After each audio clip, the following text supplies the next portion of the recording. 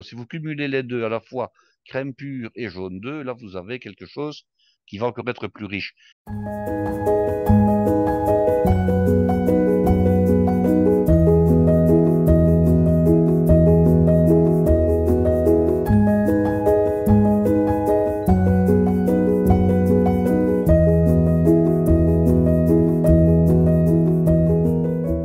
Chers amis, très chers amis, bien le bonjour. Bonjour Guy.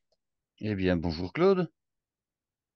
Nous sommes ravis de vous accueillir avec Guy dans ce nouvel épisode et je remarque que vous êtes de plus en plus nombreux à nous écouter, à nous regarder un peu partout dans le monde et nous vous en remercions. Ça montre que les recettes de Guy et les informations que nous donne Guy sous tout plein de sujets, aussi bien la cuisine, l'histoire, la géographie, que ça vous convient très bien.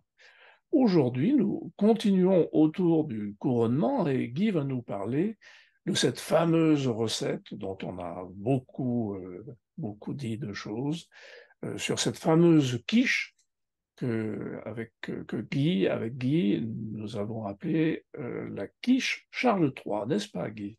Eh oui, alors cette quiche, effectivement, elle a fait couler beaucoup d'encre et puis on en a parlé sur plein de sites. Pour quelle raison? Eh bien parce que il est de tradition, enfin c'est apparemment assez récent, hein, ce n'est pas depuis la nuit des temps, mais il est assez récent que chaque monarque d'Angleterre, lors de son couronnement, désigne un plat populaire, ou en tout cas désigne un plat comme étant celui que les citoyens sont invités à réaliser le jour du couronnement pour fêter le couronnement. Parce que vous avez sans doute vu que la liesse populaire était là, même si elle était sans doute moins forte que pour le couronnement il y a 70 ans de la reine Élisabeth II. Oui, Vous avez sans doute remarqué que les Anglais ont dressé des dizaines et des dizaines de tables dans les rues des villages, des villes, oui, dans les et se sont parcs. réunis dans les Ouais, ouais, parcs entre, ouais, ouais. entre amis, entre voisins, etc. Alors bon, pour un pique-nique, bon, le temps n'était pas tout à fait de la partie, parce que c'était quand même Oui, plus petit peu à certains endroits, mais enfin bon, la liesse populaire était là, alors les gens sont réunis. C'est un petit peu finalement la fête des voisins, d'une oui, certaine voilà. manière, Oui, hein, la fête des voisins. Alors bon, ben, il y avait plusieurs formules. Il y avait évidemment les gens qui pouvaient amener chacun des choses de chez eux, et puis les gens partageaient, hein, on buvait, on mangeait, on prenait le dessert, et puis après ça s'est certainement prolongé jusqu'à l'heure du thé. Et alors, bon, ben voilà, il faut un plat pour disons, marquer l'événement. Alors, la reine Élisabeth, à l'époque de son couronnement, donc il y a un siècle et demi quasiment, pas un siècle et demi, un demi-siècle et un un demi en demi-siècle. plus, trois quarts Ouais. de siècle en fait, pardon.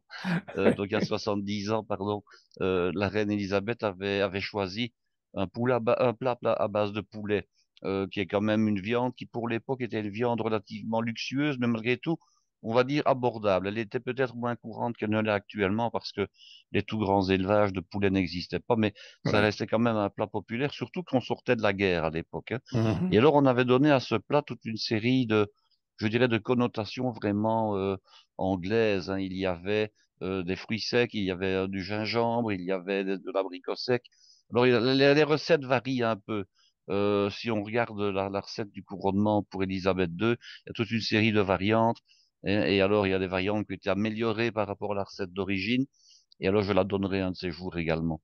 Alors, pour Pardon. revenir à notre roi Charles III, hein, puisque c'est Oui. de lui dont on parle, on sait que c'est un roi qui est un petit peu, enfin, qui est très fortement écologiste d'une part, et qui est un peu vegan, végétarien. Enfin, ça dépend un petit peu des jours, comme j'expliquais déjà. Oui. Il ferait régime sans viande au moins 2 jours par semaine. Et ce plat-ci, on pourrait s'attendre à autre chose. Ce plat-ci est un plat qui correspond vraiment à sa philosophie. Alors, les textes disent qu'il l'a choisi tout à fait en accord avec la reine, avec son épouse. Donc, c'est un choix qu'on va qualifier de familial. Alors, est-ce Oui, que c'est Guy, un... Oui, pardon, avant que tu ne continues, me venait à l'idée, comme tu parlais de la recette au moment du couronnement d'Élisabeth II, je me dis que peut-être à travers cette recette de poulet, et comme tu viens de le dire, il y avait tout plein de choses dedans, elle avait peut-être voulu réunir dans cette recette tout plein de produits qui venaient du Commonwealth. d'une certaine manière, parce qu'il y avait par exemple du chutney à la mangue dans la Oui, recette, hein. Il y avait oui, du curry également. Donc, oui. ça veut dire qu'elle avait, je dirais, essayé d'associer à la fois et l'Angleterre d'une part Voilà, il et avait les ex-colonies et le Commonwealth de toute façon. absolument quelque Tout à chose d'un fait. peu œcuménique, ce que n'a pas fait Charles III. Non, parce qu'entre-temps, évidemment, je dirais, les dernières colonies ont quitté, ont Oui, quitté la dépendance directe de l'Angleterre, même si elle oui, reste pour beaucoup, bien sûr, dans le Commonwealth, qui est une organisation indépendante du fait que le pays était ou non colonisé, mais bien sûr, souvent les pays qui en font partie ont été d'anciennes colonies. Et alors ici, en fait, ils se sont plutôt axés sur des produits tout simples, tout communs, et finalement un plat qui a plus de mérite qu'on ne croirait. Pourquoi? Ben parce que le plat, la quiche, elle peut se manger chaude, elle peut se manger tiède, elle peut se manger froide, oui, elle oui, peut se manger en entrée, elle peut se manger en encas, elle peut se manger en plat principal. Donc finalement, ça devrait contenter pas mal de monde. Et surtout, ce n'est quand même pas très coûteux non plus. Il faut c'est avouer que vrai, c'est il aurait vrai. pu prendre un plat avec de l'agneau d'Angleterre, du bœuf écossais, je Oui, ne sais quoi d'autre, et qui aurait peut-être mis certains de ses concitoyens dans l'embarras parce que tout le monde était censé réaliser ce plat-là le jour du couronnement et puis le refaire sans doute par la suite. Mais si on met un plat avec des produits luxueux, toutes les bourses ne peuvent pas forcément y souscrire. Donc, oui, faire un plat avec des produits très simples et vraiment très basiques, pourquoi pas? Et alors, sans compter que derrière, il y a peut-être cette fameuse idée de préservation de la planète. Hein, sans on doute. reproche à l'élevage, bon, ici, il y a encore une grosse polémique en France actuellement parce que Hmm. dans le cadre du réchauffement climatique, on voudrait bien inciter les Français à manger beaucoup moins de viande, de Oui, bœuf surtout. oui, Hein. Alors, bien sûr, il y a déjà les syndicats des éleveurs, des agriculteurs qui sont vent debout oui, rouspéter. bien Pourtant, sûr. c'est une évidence que, apparemment, le cheptel bovin est responsable de 11% des émissions de gaz à effet de serre, surtout le fameux méthane. On ne peut pas nier que la rumination des bovins provoque du méthane. Bon, ben voilà. Oui. On va pas discuter de ça aujourd'hui, Non, c'est pas le sujet. on va tout simplement parler de la quiche. Alors une quiche, qu'est-ce que c'est? Au départ, c'est une recette de la cuisine traditionnelle française. On pourrait dire que c'est une tarte salée d'une certaine manière, hein, Oui, oui, puisque c'est un produit qui se mange généralement salé. On pourrait envisager de faire des quiches, je dirais, sucrées, mais à ce moment-là, on verra plutôt ça du clafoutis finalement, hein. oui, On ne serait pas tellement loin d'un clafoutis. Alors il y oui. a une pâte de base. Alors la pâte de base, c'est très souvent une pâte brisée, éventuellement une pâte à croûte, mais aussi parfois une pâte feuilletée. Hein, la quiche peut se faire avec plusieurs pâtes, mais la tradition, c'est une pâte brisée. Oui. Alors, une pâte brisée, je suis sur le site de Buckingham Palace parce que j'ai voulu consulter la recette, je dirais, textuellement telle qu'elle a été proposée en anglais. Donc, je vais vous la donner. Donc, il y a d'abord une pâte, d'une part, et puis ensuite, il y a la garniture. Et puis aussi bien pour la pâte, pour la garniture, je vais vous expliquer un peu quelles sont dirais-je, les astuces ou quelles sont les choses que l'on peut modifier, qu'on peut faire, tout simplement. D'accord. Alors, ben, la pâte, ce n'est pas compliqué. C'est une pâte qu'on peut très facilement faire soi-même, mais on peut aussi, bien entendu, acheter cette pâte en grande surface au rayon des produits frais. Il y a maintenant toute une série de pâtes qui sont déjà abaissées, qui sont déjà laminées, c'est le terme technique, Hmm. et qu'il n'y a plus qu'à dérouler tout simplement et à utiliser. Alors, la recette est précise, elle est donnée pour une quiche qui fait 20 centimètres de diamètre. Donc, Hmm. attention, les proportions que je vais vous donner signifient que si vous avez un moule qui est plus grand que 20 centimètres de diamètre, vous n'aurez pas assez de matière, donc vous devrez Il faut faire un faire petit une règle de calcul trois. vers une règle de 3. Mais tout en sachant, il faut le savoir aussi, que si on va par exemple doubler le diamètre de la tarte, de la quiche, il faut quadrupler les proportions de la recette, hein. Ce n'est pas simplement je double le diamètre et je double les proportions. Non, non, il faut quadrupler, puisque une superficie, c'est un carré. Hein, c'est le carré de Absolument. quelque chose. Donc, il faut en tenir compte, hein. Ça veut Oui. dire que si on fait, par exemple, une tarte de 30 centimètres plutôt que 20, il faut élever 1,5 au carré, hein. Donc, Mhm, faut pas se mhm. tromper, hein. Oui, oui. Alors, qu'est-ce qu'il nous faut pour ça? Bon, le site indique de la farine complète. En réalité, on donne comme référence pour la France farine T55, T65. Ce n'est donc pas une Ah, farine on tout est à fait loin de la blanche. farine complète, là, hein. Oui, on est loin de la farine complète, exactement. Oui, On a donc une farine, disons, qui est légèrement grise, qui a à peine grisé, en fait, hein, oui, oui, avec oui, ces deux standards-là. oui, Maintenant, libre à chacun, éventuellement, de prendre une farine un tout petit peu plus grise, oui, s'il le souhaite, hein. Mais c'est pour vous dire qu'il n'est pas nécessaire de prendre une farine, je dirais, de cœur de blé qu'on appelle la fleur de riz. Ce n'est pas nécessaire. Alors, il en faut combien? Il en faut 125 grammes, c'est donc vraiment relativement peu, hein. Une pincée de sel, 25 grammes de beurre froid, coupé en dés, du beurre froid qui n'est pas salé, du beurre doux, et 25 grammes de saindoux. Mais si on n'a pas de saindoux et qu'on n'en achèterait que pour cela, à ce moment-là, on peut très bien mettre 25 grammes de beurre en plus. Donc ça fait en Oui, tout 50 grammes de matière grasse. Et alors 2 cuillères à potage de lait. Si on n'a pas de lait, on pourrait éventuellement mettre de l'eau. Alors comment réalise-t-on la pâte? Si on la travaille, bon, avec un robot, on va travailler au crochet. On va d'abord mettre la farine, on va mettre la pincée de sel, on va mettre les matières grasses. On va travailler avec le crochet donc les deux choses, farine et matière grasse.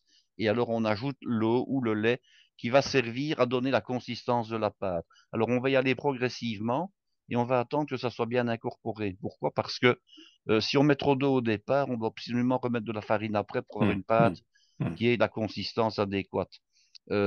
Si on travaille à la main, c'est parfois un petit peu plus facile. Pourquoi? Parce que on sent avec la main la Oui, consistance de la pâte.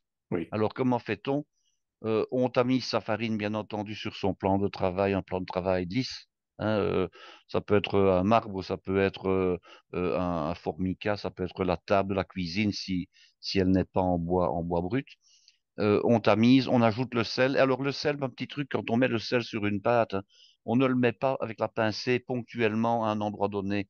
On saupoudre déjà le sel, je dirais, sur l'ensemble de la farine, de manière à ce que le sel soit déjà diffusé le plus largement possible dans la Oui, masse. Ça oui. évite d'avoir des endroits où le sel pourrait être un tout petit peu plus présent et d'autres où il serait tout à fait absent. Hum, hum, Donc on saupoudre le sel. Alors on ajoute le beurre et le lard, enfin le saindoux plutôt, dans la farine et on travaille les deux ensemble pour faire un genre de sable avec la pâte qui va commencer donc à former des petits granules, des petits grains comme ça. Et puis on hum. ajoute le liquide, on ajoute le lait ou on ajoute l'eau de manière à donner la bonne consistance et à lier l'ensemble. Alors il est toujours intéressant de faire ce genre de préparation en 2 jours. Je sais que c'est un petit peu contraignant parce qu'on se dit ah ben j'aimerais bien faire ça aujourd'hui et puis de se lancer, mais il est nécessaire une fois que la pâte est faite de la mettre au réfrigérateur. Alors, un petit truc également, comme on va devoir laminer la pâte après, et que c'est une pâte qui est toujours un petit peu parfois difficile à laminer, il est toujours intéressant de ne pas faire une boule. Ça, c'est un truc qu'on peut donner. C'est déjà de faire une espèce de galette avec la pâte. Oui, D'abord, elle va refroidir plus vite, hein, oui. puisqu'elle sera plus fine qu'une boule. Donc, ça, c'est intéressant. Et puis, en donnant déjà la forme d'une galette légèrement arrondie, on aura moins de travail à faire pour laminer la pâte, pour Hum, l'étirer. hum. Donc, c'est un petit truc qu'on peut donner. Bien entendu, on filme la pâte avant de la mettre au réfrigérateur, à la fois pour qu'elle n'ait pas un goût de produit qui serait au réfrigérateur, et d'autre part pour que la pâte ne sèche pas, hein. Donc, on Oui, la filme, on oui. la met sur une assiette, on la met sur un plat le plus plat possible, et puis après, bien entendu, on va la laminer. Alors, qu'est-ce qu'on met donc dans cette fameuse quiche pour la consommer, pour la manger? Alors, on met donc des épinards, on met des fèves des marais de préférence. On met également un appareil à quiche qu'on appelle une migaine et qui est composé de lait, de crème et d'œufs. Et alors, on va parfumer tout ça avec de l'estragon qui va être ciselé. Alors, les quantités. Alors, officiellement, le site dit ceci. 125 millilitres de lait, c'est donc 125 centimètres cubes. C'est donc un décilitre, 25, c'est donc 12,5 centilitres. Hein, tout ça est bon et 175 millilitres donc de crème. Du lait un petit peu moins, de la crème un petit peu plus. 2 œufs de poids standard, c'est-à-dire des œufs de 55 grammes qui font 50 grammes net une fois qu'ils ont été, je dirais, ôtés de leur coquille. Une bonne cuillerée à potage d'estragon frais ciselé. Hein, donc ça, c'est tout facile, hein. On détache les feuilles d'estragon après avoir lavé la branchette. On ne met pas, bien entendu, les branches, on ne met que la feuille. Hum, Ciselé, ça veut dire tout simplement qu'il a été haché ou Voilà. concassé très finement sur une Oui. planche avec un couteau. Hum, Un peu de sel, un peu de poivre. Alors, hum, on a besoin également d'épinards. Alors, les épinards, le site mentionne 180 grammes d'épinards cuits. Mais hum, eux préconisent de le cuire à l'eau bouillante salée. Alors, hum, moi, je préconise plutôt de le faire au beurre. souvent maintenant les épinards qu'on achète sont des jeunes feuilles, des jeunes Oui, pousses d'épinards je suis et d'accord. qu'on vend très souvent en sachet de 450 grammes. Hmm. Alors pourquoi est-ce que c'est 450 grammes? Parce que ça correspond à deux portions d'épinards en tant que légumes d'accompagnement. Et les Hmm. deux portions d'épinards donc qui font 450 grammes avant cuisson feront à peu près 180 grammes Oui, une fois qu'ils sont cuits. oui, Alors les épinards, vous vérifiez sur le sachet s'ils doivent être lavés ou pas. Quelquefois on les vend déjà lavés, quelquefois on vous dit qu'ils doivent être lavés. Bon, ben, on les lave tout simplement une ou deux fois à l'eau. Ils sont généralement très propres, hein. Ce sont des épinards qui sont déjà, je dirais souvent, pré-lavés au niveau de l'emballage, mais qu'on conseille de relaver une deuxième fois. Donc, les laver, les égoutter, bien entendu. J'aime bien cuisiner les épinards dans un wok, parce que le wok est oui. vraiment l'ustensile qui, par sa dimension et sa forme, Hmm. permet une cuisson très rapide.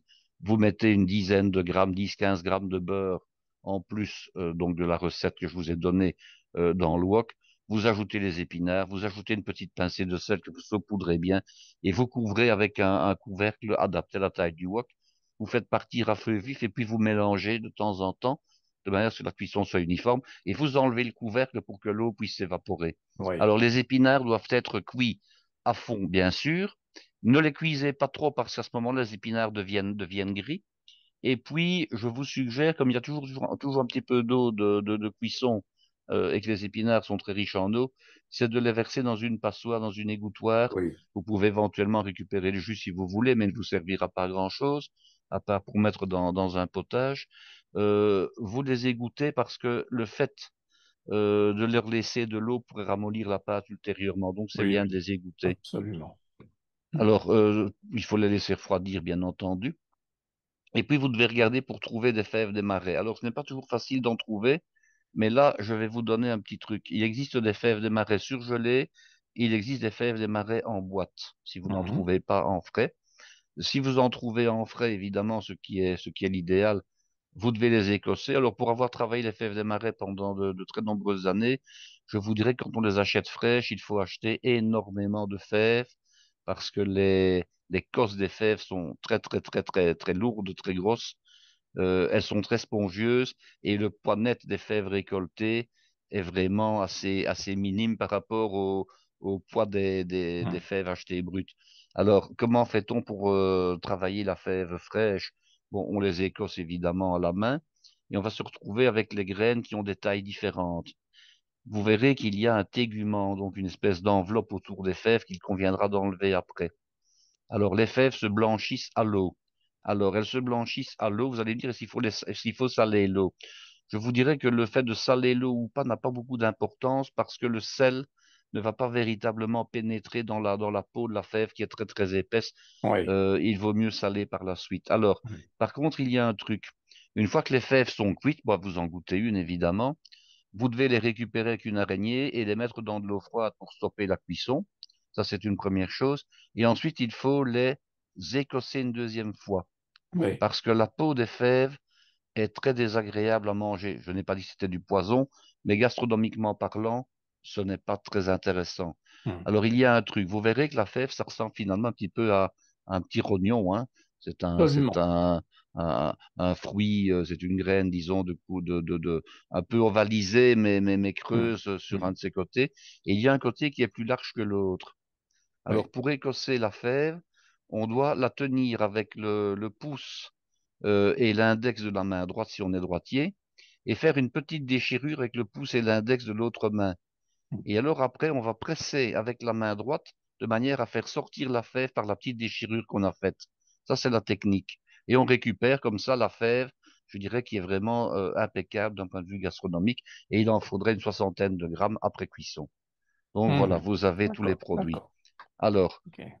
première opération, ça va être de laminer la pâte et de la sortir le plus justement possible à la taille du cercle. Alors, il Ouais, y a des cercles à quiche, il y a soit la platine complète, c'est-à-dire qu'il y a le moule qui contient à la fois la base et les rebords, et il y a également ce qu'on appelle des cercles qui, eux, se posent sur un autre support, sur une plaque de cuisson ou éventuellement sur un cile-pâte qui sont je dirais, ces fonds en silicone avec une toile à l'intérieur et qui permettent donc, une fois posés eux-mêmes sur une plaque, je dirais, de faire toute une série de desserts et d'entremets. Alors, Oui, il n'y a pas de problème au niveau fuite éventuelle, puisque la pâte doit à la fois se trouver sur le fond de la quiche, mais également sur les côtés. oui, Alors, donc, comment fait-on pour arriver à mettre la pâte dans le moule? On va la baisser en donnant le même nombre de tours de coups de rouleau dans un sens que dans l'autre, parce que ça évitera à ce moment-là que la pâte ne se rétracte de manière non uniforme. On va ensuite garnir le moule après l'avoir légèrement beurré. Moi, je beurre toujours mon moule, même oui. si certains vous diront que ce n'est pas nécessaire. Et je laisse la pâte un peu dans le moule pour qu'elle ait le temps de se rétracter naturellement pendant quelques minutes. Hmm, C'est hmm, toujours plus prudent. Parce que si elle se rétracte par la suite, là, vous risquez d'avoir un problème, je hmm, dirais, de non-adaptation de la taille de la pâte par rapport au moule. hmm. Et puis, vous coupez ce qui dépasse des bords du moule, tout simplement. Si vous avez bien, je dirais, abaissé votre pâte en rond directement et qu'elle correspond, je dirais, au moule, normalement, il n'y a quasiment rien à couper, hein. Ce Oui, sera vraiment très très peu à couper. Alors comment coupe-t-on ça? Ben, soit avec le rouleau que l'on va remettre sur le moule et on va pincer la pâte entre le bord du moule et le rouleau, soit avec un couteau, ça c'est ce qui est le mieux, hein, avec un petit couteau, disons couteau d'office. Alors il y a un truc pour couper la pâte, il faut tenir la lame du couteau légèrement en biais oui. de manière à ce que la pointe du couteau soit dirigée vers l'intérieur du moule, Hmm, de manière à donner un petit biseau, mais qui va augmenter la longueur de la pâte. C'est intéressant de le faire de hmm, cette hmm, manière-là. hmm. Alors, cuisson à blanc. Alors, cuisson à blanc, ça veut dire qu'on va d'abord cuire la pâte par sécurité sans qu'elle ne soit garnie. Oui, Donc, on découpe un morceau de papier rond de la taille du fond du moule. On le met sur le fond du moule après avoir piqué légèrement la pâte et on va, avec une fourchette tout simplement, hein. oui, Et oui. ensuite, on va enfourner à 190 degrés pendant à peu près 10 minutes à un quart d'heure. Ça dépend un peu du four. Est-ce qu'il est ventilé? Est-ce qu'il ne l'est pas? Etc. Alors, est-ce que vous connaissez le truc pour pouvoir découper un fond de papier de cuisson de la même taille que le fond du moule? Bon, Non? non, Oui? pardon. Non? Non, non, non, Bon, vas-y, vas-y. on part au départ d'une feuille de papier qui est au minimum carrée, hein. Oui, oui, oui. Alors, on la plie en deux et puis on la plie en quatre. Et puis on Voilà. la plie en huit. Ouais, Ensuite, on la présente avec la pointe qui a été réalisée et que l'on place ouais. approximativement, je dirais, au Au centre milieu, de voilà. la tarte. Et puis, avec une paire de ciseaux, on va Coupe découper ce en qui... rond Voilà. selon l'arrondi Hmm, du moule. Et quand on déplie la feuille de papier ainsi découpée, on a une feuille de papier qui s'adapte en principe hmm, hmm, parfaitement au fond de la tarte qu'on doit protéger. hmm. Alors, D'accord. on met quelques haricots secs, on met également des petites billes en argile, on peut mettre des petites billes en métal, enfin, il y a toutes sortes de Oui, choses pour éviter que qu'on ça gonfle. trouve, voilà, qu'on trouve Oui, dans les commerces. Alors, en principe, c'est une pâte qui ne va pas gonfler parce qu'il n'y a pas de levure à l'intérieur, hein, oui, oui. et ce n'est pas une pâte feuilletée. Mais enfin, on met quand même des choses dedans qui vont maintenir la pâte à l'épaisseur qu'on lui avait donnée, tout Hmm, simplement. hmm, hmm. Alors, après cette cuisson, il est souvent utile, c'est de vérifier si la pâte est suffisamment cuite. Alors, comment fait-on? Ben, on retire évidemment les haricots ou les petites billes, on retire le papier, et en fonction de la couleur et de la texture qu'on verra à la pâte, on verra s'il faut la remettre 4 ou 5 minutes au four sans avoir mis le papier, justement, de manière à la sécher un petit peu si elle manque un petit peu de cuisson, surtout au centre. Donc, on remet la pâte éventuellement à cuire, et puis après seulement, on va pouvoir la garnir. Alors, on va bien entendu battre les œufs, la pincée de sel, le poivre, la crème et le lait ensemble, de manière à ce que ce soit homogène. On va récupérer les épinards. Alors, les épinards qui ont été égouttés, on va les répartir sur l'ensemble de la surface du fond de pâte précuit. On va ajouter les fèves des marais, donc on va les répartir également.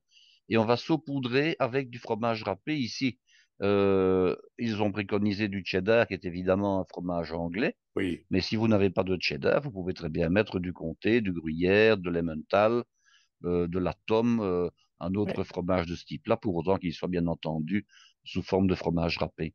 oui. Alors, l'estragon, lui, on le met directement dans le mélange de lait et d'œufs battus. Parce que si vous mettiez l'estragon par la suite, il pourrait ne pas être réparti correctement. Donc, vous mettez l'estragon dans le liquide que vous allez verser ensuite sur le fond de tarte qui a été garni avec les légumes. J'ai une question, Guy. Oui. Les fèves, tu les mets crues ou si tu les as Ah non, blanchies? les fèves, elles avaient été cuites, elles avaient été blanchies Elles avant, hein, avaient donc été je l'avais blanchies avant, expliqué. d'accord. Elles Ok. avaient été blanchies à l'eau bouillante. Le temps qu'elles soient cuites, évidemment, elles doivent être parfaitement cuites, hein. D'accord, bah oui. Parce Ok. que sinon, elles ne cuiront plus, Bah oui, elles ne cuiront pas. elles ne cuiront pas, hein. Non, Oui, non, elles oui. doivent être cuites, hein. Ouais, ouais. Alors, Ok. donc, il y avait du cheddar râpé. Donc, je dis, on en mettait déjà la moitié sur comment dirais-je, sur les légumes avant de verser le liquide. Mais on peut aussi le mettre dans le liquide et le battre pour qu'il soit réparti de Mm, manière mm, homogène, hein. Et mhm. alors, lorsque le liquide a été mis sur la garniture, disons, du fond du moule, on ajoute de nouveau du fromage râpé au-dessus pour enfourner. Alors, il y a toujours un petit danger, c'est on doit remplir le moule à fond et puis il faut le mettre au four. Alors les professionnels, voilà comment ils font. Ils mettent déjà la plaque à l'entrée du four, déjà en partie dans les glissières, et on verse le liquide avec la pâte qui est déjà engagée sur sa plaque à moitié dans le four. Mm. Ça évite de devoir la transporter d'un endroit à l'autre et surtout d'avoir des débordements de la pâte lors du transport. Donc c'est de mettre la pâte au four, sa garniture également dans le four, et de verser le liquide lorsque la pâte est déjà, Mm. je dirais, remise au four. Engagé dans le Alors, four. engagée dans le four. Alors là, on diminue un petit peu la température, on peut descendre plutôt vers les 160 degrés, mais de nouveau, ça dépend un petit peu des fours, mais on ne laisse certainement pas à 190. Oui, oui. Donc, on descend un petit peu, et puis on enfourne pour une durée d'à peu près 20 à 30 minutes, selon la puissance du four, bien entendu, et selon le fait qu'il est ventilé ou pas ventilé, etc. Mm. Du moment que la quiche est bien dorée, alors il y a une manière de s'assurer de la cuisson, hein. On entrouvre le four, et puis avec la main, on tâte gentiment le centre de la quiche, et on sent. On sentira tout de suite si c'est encore plus ou moins liquide ou si c'est ferme. Si c'est ferme, c'est que c'est cuit, il n'y a pas de problème. Pardon, on enlève donc la quiche du four, on laisse refroidir un tout petit peu et puis on décercle. Le plus facile, c'est évidemment quand on a mis un cercle, on enlève le cercle par le haut. Ça, c'est Oui, tout facile. Quand oui. c'est dans une platine, on a intérêt à choisir une platine avec des bords légèrement évasés, de Mm. manière à pouvoir retirer la quiche assez facilement. On prépare une grille à tarte, hein, en fil, et on glisse à ce moment-là une spatule métallique donc entre le bord métallique et le bord de la quiche pour décoller légèrement la quiche par le bord et puis on donne un tout petit coup sec, hein, en tournant légèrement le moule et en principe la tarte, la quiche, le gâteau, peu importe, se décolle facilement et va glisser sur la grille. Si maintenant on n'y arrive pas, il y a encore une autre solution, c'est de prendre deux grilles, une qu'on met en dessous du moule et une qu'on met, je dirais, au-dessus du moule. Alors que fait-on? On On retourne renverse, oui. l'ensemble de la quiche, Mm. on retire le moule et on remet à ce moment-là, en faisant le mouvement inverse, Sur plat de la service. quiche sur la grille de Oui, départ. Mais oui. ne jamais, sauf si on sert tout de suite, ne jamais mettre la quiche sur un plat, sauf encore une fois si on Oui, la il faut mange tout qu'elle de suite. ressuie. Mais il faut qu'elle ressuie un petit peu. Oui, Sinon elle oui. va avoir le fond qui va se réhumidifier Oui, et ce tout ne mou. sera pas Oui, oui, agréable. oui, oui. Voilà. Oui. OK. Alors, quelques remarques que je peux faire. J'ai fait des quiches tous les jours qu'on servait à l'époque en mise en bouche au moment de l'apéritif. Les quiches, je les ai toujours faites à la crème pure et non pas au mélange de lait et de crème. Mhm. On a un résultat qui est encore plus suave, qui est encore meilleur. Donc Oui. vous pouvez essayer. Vous prenez à ce moment-là de la crème fleurette à 30 ou 35, voire même 40% de matière grasse, il n'y a pas de problème. Et vous remplacez le lait par de la crème fraîche. Mhm. On peut encore donner un côté plus, j'ai pas envie de dire plus luxueux, mais j'ai envie de dire Plus plus gourmand. suave, plus Plus gourmand, gourmand. voilà. Oui. Et à ce moment-là, on met non pas des œufs entiers, enfin on met de l'œuf entier, mais on met également des jaunes d'œufs. Alors par Oui. exemple ici, vous aviez un œuf entier, enfin deux œufs entiers, alors vous pouvez mettre à ce moment-là un œuf entier et trois jaunes d'œufs, plutôt que deux œufs entiers. Donc, hum, on augmente la proportion de jaune et on diminue celle de blanc. hum. À ce moment-là, vous obtenez quelque chose qui est encore plus goûteux. Alors, si vous cumulez les deux à la fois, crème pure et jaune d'œuf, là, vous avez quelque chose qui va encore être plus riche. Disons que vous allez un petit peu vous rapprocher de la crème catalane, de la crème brûlée, en fait, hein, Ouais, au ouais. niveau du résultat, parce que vous aurez mis de la crème, justement, et des jaunes d'œufs en partie. On doit Hum. quand même toujours garder des blancs, pour une raison toute simple, c'est que ce sont les blancs qui vont donner, enfin, le blanc de l'œuf, qui va donner la cohésion, qui va donner la force à la structure, hein. Si Oui. vous ne mettiez que des jaunes d'œufs, là, par contre, vous n'auriez pas un résultat suffisamment ferme au moment Ouais, de la découpe. ouais. Hum, hum. Eh bien voilà, voilà la Eh, quiche du couronnement très bien. euh, qu'on peut réaliser donc en changeant un petit peu les proportions, en changeant éventuellement les produits, parce que finalement une quiche, ben, du moment que vos légumes sont cuits, vous mettez à peu près ce que vous voulez, hein. Oui, Imaginons vous avez la quiche au brocoli. Pendant des années, j'ai fait de la quiche au brocoli. On part de fleurettes de brocoli qui ont été blanchies. On peut mettre du chou-fleur, même chose. On peut faire des quiches où on associe par exemple du chou-fleur et du jambon en dés. On peut oui, les mettre le petits jambon en lardons. julienne. On peut mettre Oui, des petits lardons. oui, On peut même faire des quiches au saumon fumé, ça existe, hein. À ce absolument. moment-là, il faut être prudent. C'est que quand on fait de la quiche au saumon fumé, on évite de mettre trop de sel dans l'appareil, donc c'est-à-dire dans la composition liquide. Hum, Sinon, on a un résultat qui est immangeable à la fin. hum, hum. Mais vraiment, la quiche, c'est la porte ouverte je dirais, à l'imagination et à la À la créativité. On peut créativité. vraiment faire ce qu'on veut. Bon, très bien. Mesdames, messieurs, faites vos essais de quiche. Bon, peut-être vous en faites régulièrement, dites-nous, hein. Eh bien, merci Guy, Mais à bientôt. et à très bientôt.